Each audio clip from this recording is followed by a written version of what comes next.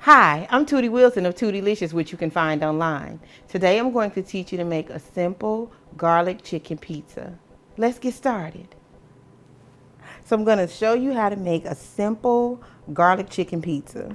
Here I have some Alfredo sauce with garlic. And this is the extra garlicky kind. Okay?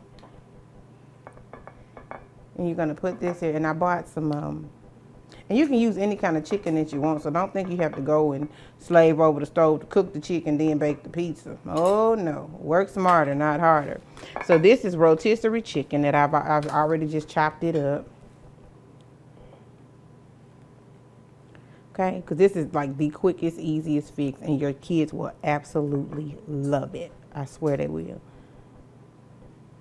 Okay, and then you just get you some cheese, whatever kind you like. This is some mozzarella, and I also have some cheddar. And I'm gonna put these on here.